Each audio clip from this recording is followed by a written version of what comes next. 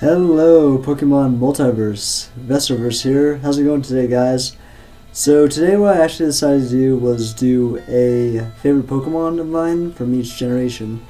Now, I'm already going to include this that I will not be doing the starters, the legendaries, or the sub-legendaries because I feel that kind of gives them more of a advantage. Starters are supposed to legendaries are overpowered, and the sub-legendaries they're not overpowered, but they are usually on the box cover art for some games. I wouldn't say every game, mostly it's the main legendaries, but some of them are favoritized because of how either good they are or how they're used for competitive play or anything of that nature. So going through this list, pretty much one Pokemon from each region. Why is my favorite? Of course. And then of course no legendaries, sub-legendaries, or starters for that matter. So without further ado, let's get started with the Kanto region, where it all started. So I feel Kanto set the bar really high for a lot of generations to come, because as I was looking through a lot of different games, I keep finding myself wanting to go back to using Kanto Pokemon. Whether it's because of the nostalgic reason or because I know how good they can be or how they're used.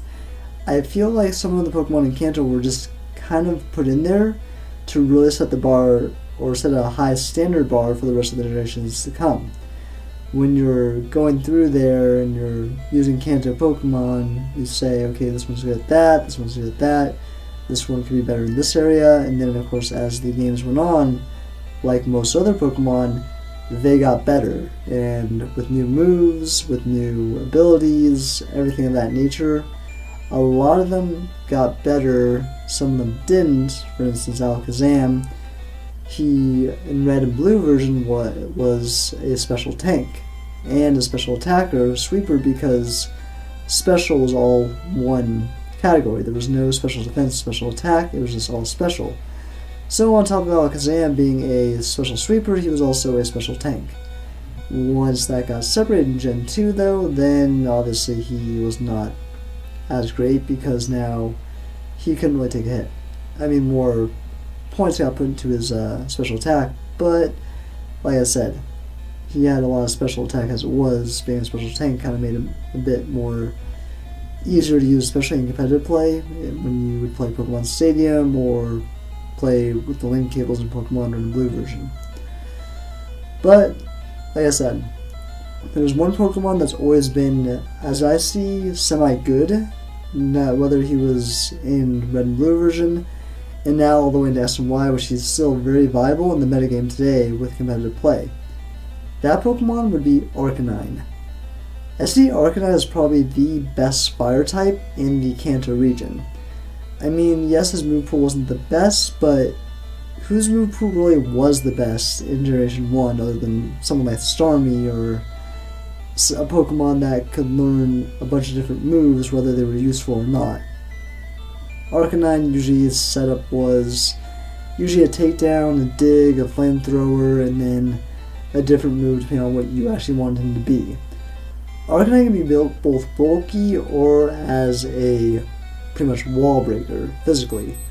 Nowadays, most Arcanines, they could have a close combat, a wild charge, flare blitz, a crunch, extreme speed, whatever you want to put on Arcanine, he usually can just work around it. Most people like to have Arcanine as a versatile wall breaker. That way, if they go up against something that's really, really tanky, hey, bring out your strong, hard-hitting Arcanine to take it down a few pegs. So the way I see it, Arcanine was really, really good, and I see Charizard as probably the second best fire type, but like I said, I think Arcanine was probably the best fire type in Gen 1. Not to say the other fire types weren't good either, but I think Arcanine just had a little bit more going for him. The fact he was also supposed to be a legendary before he got scrapped from that title probably is why he is actually as good as he is. And then, of course, since they scrapped him from being a legendary, he had to be put down a little bit, but not by a lot though.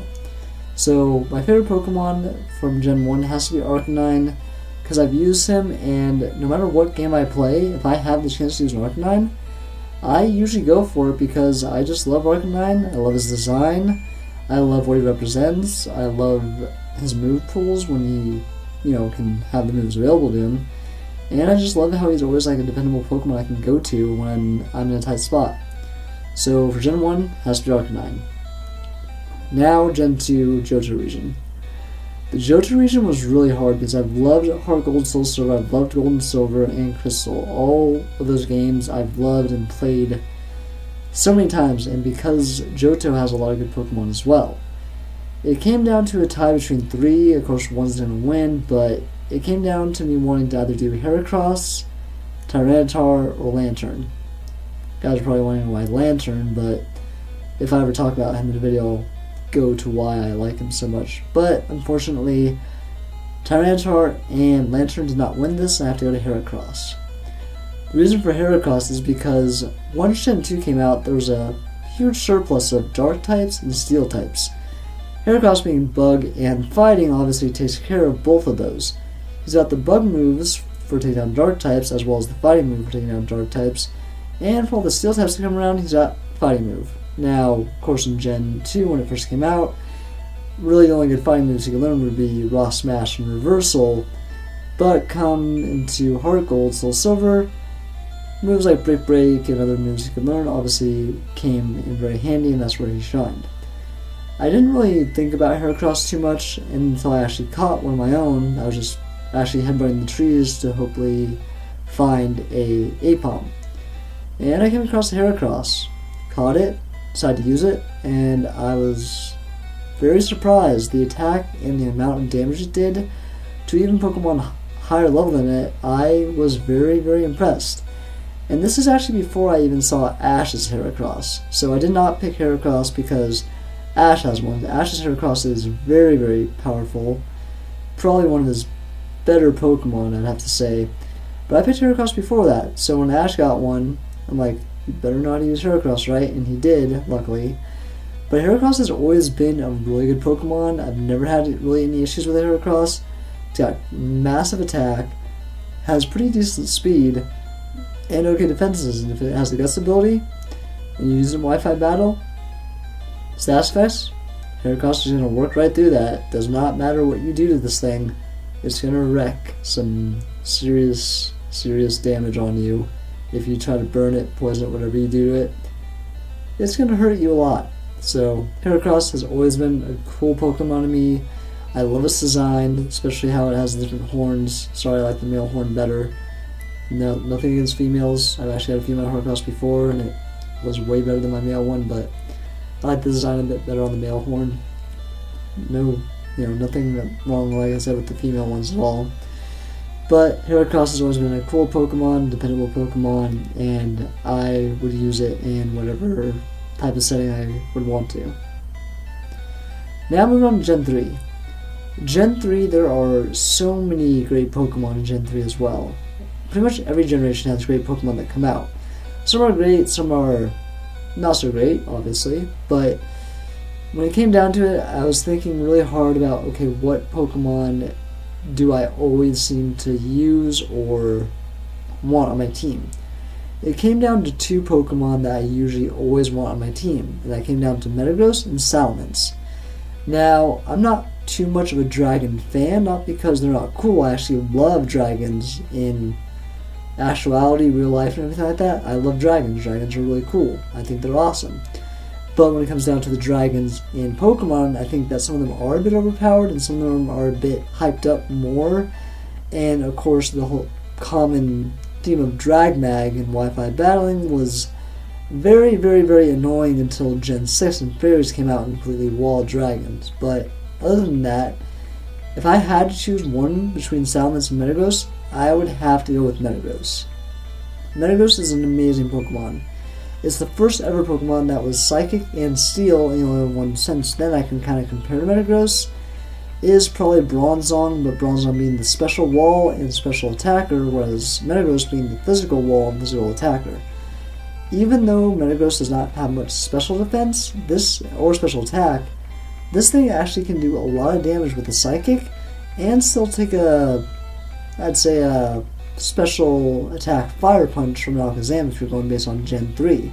Since all the punches in Gen 3 were still considered special, and I happened to use my Metagross in Battle Frontier, and someone had an Alakazam that had Ice Punch, Thunder Punch, Fire Punch, I was like, okay, well, I'm probably going to lose this, but nope, my Metagross lived a Fire Punch from Alakazam, hit it with Meteor Mash, and it was down one shot. I was like, that avoid Metagross. And even though my Metagross had a agility on it, it wasn't actually that slow either. I felt that I could actually put a more defensive move on him, for instance, even Iron Defense, and raise his defenses up more and not have to worry about him losing the speed, because he actually is not that slow. Yes, his speed stat isn't as high as some of his other stats, like his attack stat and his special and his physical defense, but he actually isn't that slow. And honestly, if Groudon, Kyogre, and Rayquaza were not the box cover arts for the Hoenn region, I feel like Metagross would have probably been the box cover art for at least one of them, or all of them, if they, of course, didn't have the legendaries already set up for that. Of course, they have Latios and Latios as well, but even on Omega Ruby Alpha Sapphire, they sort of Primal Groudon, Primal Kyogre as the box cover arts. Like I said, if box cover arts were not legendary Pokemon, I feel Metagross would probably have been a box cover art for one of the home games. But Metagross is an amazing Pokemon. He is very popular. I liked him before I even knew what he did. I just saw him. I saw Steven Stone use him in Ruby. And I'm like, I want that Pokemon. He would be awesome. Where do I get it? And eventually I found out.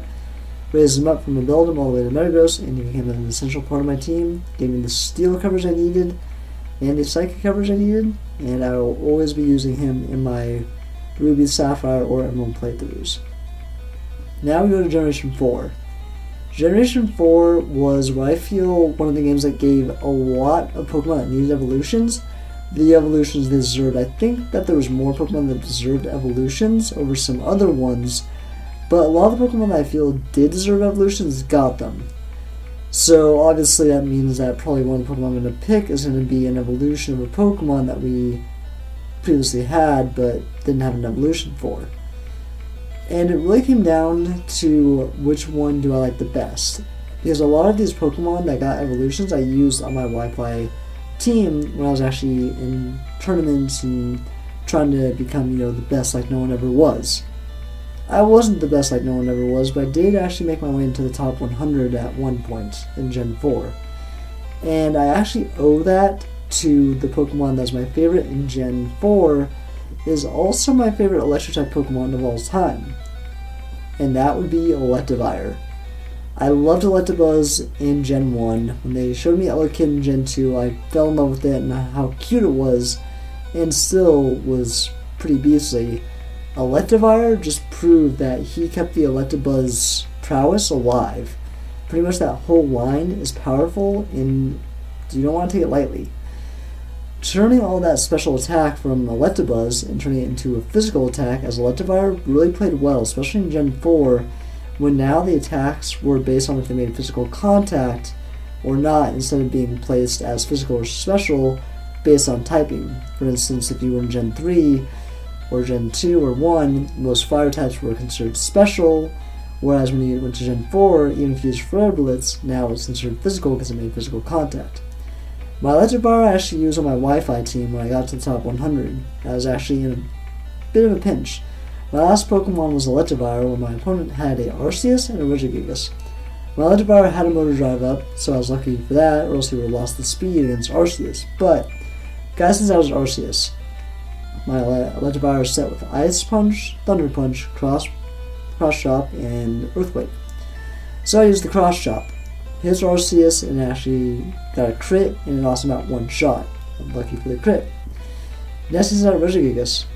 Regigigas has the slow start ability, so obviously my Electivire goes first, uses Cross Chop, and I believe Regigigas had about a little bit less than half health left.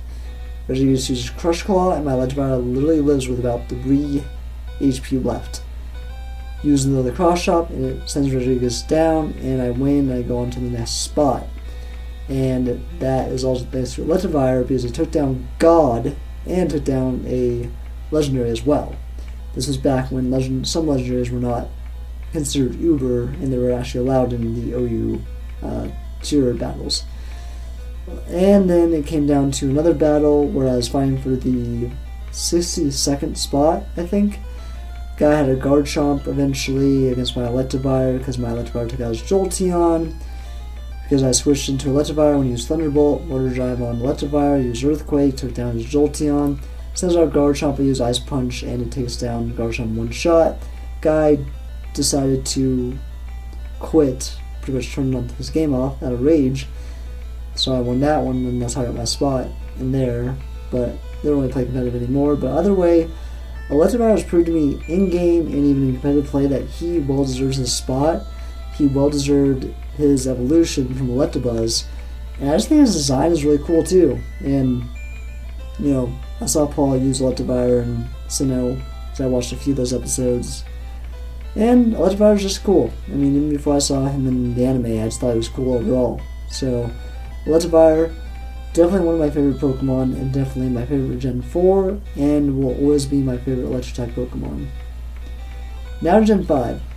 Now, Gen 5, I wasn't as into everything as I was other generations of new Pokemon, but there is one Pokemon in Gen 5 I will always love, always respect, and I'll always say Murica to, and that is Bravery. That thing is a beast, and it represents the bald eagle for America. I mean, you don't get more American than a bald eagle Pokemon. When I saw its first form, I thought it was going to be more of a, I don't want to be racist at all, but more of a Native American based type of bird because of the feather it had on the top of its head, and it looked like something I had seen from either class or on the internet on what some, I guess, Native Americans wear as headpieces. I don't know if they do or do not. That's just what I've seen. I'm not an expert on different cultures, so I don't plan to be preaching about that. So I thought that's what it was going to evolve into. Turns out it evolved into something different, and when I read its Pokédex entry, the more scars it has, the more respect it gets from its fellow, kind. That's awesome. That means that, hey, you got war scars, you got battle scars, we respect you more because you came back alive, or you came back, still strong and still holding your own. And this Pokemon does a shit ton of damage too, excuse my language. Now, I thought Pidgeot was a good normal flying type of Bravery. He just tastes the cake. I mean, he can do so much damage. Giga Impact, straight to the face. It's gotten a lot of people off guard. Oh, okay, it's a normal flying type. It's not going to do anything to me. Giga Impact to the face, Brave Bird to the face, whatever it does to your face, it's going to do a lot of damage. This thing has a massive attack. And it's just a cool Pokemon in general. And like I said, it represents America. I mean, what's not to like about it? I mean, obviously, if you're not from America, you'll be like, oh, it's just a bald eagle American bird. Okay, cool. But for someone like me who has been born and raised in America and lives in America, I love that Pokemon because of what it represents and the freedom it represents, and also, on top of that, it's just a good Pokemon. So what's not to like about it? Moving on to Generation 6. Now, Generation 6 is quite different. Got the introduction of fairies. However, I didn't really like too many of the fairies. Nothing against fairy types at all. I just didn't really have a great fondness of them when they first came out. Not because it stopped dragons or anything like that. It's just they didn't really, I guess, particularly fit into my playstyle or particularly into the team I wanted. And the one Pokemon I actually am choosing for this region actually is weak to fairies, and that would be Tyrantrum. Now, as a little kid, when you were learning about dinosaurs, I'm sure I'm not the only little kid that loved Tyrannosaurus Rex. You saw the big badass Tyrannosaurus Rex and you're like, oh my god, that's the coolest dinosaur ever. I want a Tyrannosaurus Rex. Well, sure, Tyranitar was kind of like that, but I think Tyrantrum played off the Tyrannosaurus Rex bit just a bit better with its small arms, its gigantic jaw, and just its figure as a Tyrannosaurus Rex. And the reason I like this Pokemon so much is not because it's dragon or because it's a fossil or because its strong jaw ability. It's mainly because when I used Tyrantrum playing through Y version, I swept the entire champions team with Tyrantrum. Now, where and anywhere does it make sense that a Mega Gardevoir that is Fairy type cannot take down a Tyrantrum? I went back later and I decided to use my Mega Charizard against Mega Gardevoir just for the epicness of Mega battling, but the first time I ever beat the Elite Four in Y version, I was able to sweep the champions team with Tyranitar. I don't know if you guys know much about him, but he's weak to quite a lot of things, and the champion did have Pokemon that could give him issues. I don't know if my Tyranitar was just versatile enough to take down anything. I will admit it was a bit higher level than her Pokemon, but not any more than maybe 5 levels higher, if that. So I just feel that it's kind of odd that my Pokemon like that could sweep the entire champions team when, no offense going against Blue and Fire and Leaf Green, I had a difficult time against him fighting him the second time around, obviously. First time around I still, had to switch out here and there because there would be Pokemon you would have that could easily wreck one of the Pokemon I had out. So I feel that's kind of a bit of a sad thing when the champion loses to a Pokemon it clearly has an advantage over. But then again, I feel like the champions and the rivals have been easier and easier ever since Gen 1 was over. So there is that as well. But I love Tyrantrum. I'll always be using him as my rock and my dragon type in my team. And I just love the fact he's a Tyrannosaurus Rex. That's pretty much just what it comes down to. Now for the last generation. Generation 7. Gen 7 had so many interesting Pokemon, and it really came down to 2 Pokemon, 2 in particular. It really came down to what do I like better? Do I like the ability better? Do I like what they're based off of better? Do I like the moves that are better? What typings they are better? And I really thought it really was really difficult because it came down to Wishy-Washy and the evolved form of Saladin. I can't remember his name right now, but that small little lizard that's based off a Komodo dragon. And I had to go with Saladin because, well, I mean, look at it. It's fire poison, a type we've never had before. It has the ability called corrosion, to where it can poison pretty much anything. I think even, I'm not sure if it actually can poison immunity Pokemon. I believe it can, but I'm not 100% sure on that, so don't quote me on that. But this thing, when it evolves, it's pretty much based off a Komodo dragon. Komodo dragons, obviously, we've wanted something like that for a while. If you haven't, I know I have, some other people have as well. And they gave us that kind of Pokemon. It's fire poison because, well, even though Komodo dragon has the name dragon in its name, it's not what you would necessarily depict a dragon as. No wings, no breathing fire, but their tongues are poisonous. Komodo dragons are actually venomous, and if you get licked by one or touch one, well, go to the ER as soon as possible or good game. GG, no read. But either way, we got finally that Pokemon. Fire Poison, I think, is a really cool type because you have the powerhouse of a fire type as well as the status effects of a poison type. What happens when you mix status effects and firepower together? You pretty much get wrecked. So, I mean, this Pokemon has pretty good speed, pretty good special attack, and like I said, its ability just makes it that kind of Pokemon you would desire on your team. Now, obviously, it's not necessarily using Wi-Fi battling that much because there's always ways around this Pokemon. And of course, there's things it's weak to. Of course, ground is a 4 times effective weakness to.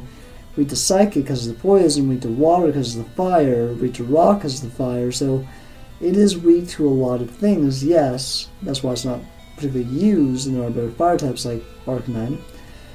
But this Pokemon is still awesome to use. I find it fun to use. I love using it in Sun and Moon when I played Sun and Moon. and I just think it looks cool, and I'm like, the fact it's based off a Komodo dragon makes me like it all that much better. And I guess before I end this video, guys, I will tell you my favorite Pokemon, since I know this will probably eventually come up. My favorite Pokemon of all times, in case you guys can't see behind me, is Charizard. Why Charizard? Well, I'll pick that up in a different video, but for right now I'm just going to leave it as Charizard is my favorite Pokemon because of the nostalgic reasons, and because as time's gone on, it's gotten better and better, and come on. Who can now say Charizard X and Charizard Y doesn't look cool? I mean, I love the design. Some people say they hate it, but come on. Charizard X, it finally got the type it deserved, being dragon. It's got blue flame coming from its mouth, its eyes are red, and it's black and blue. It's like got its shiny form, but with blue in it as well. How do you not like that? And then Charizard Y looks like aerodynamic, like an airplane.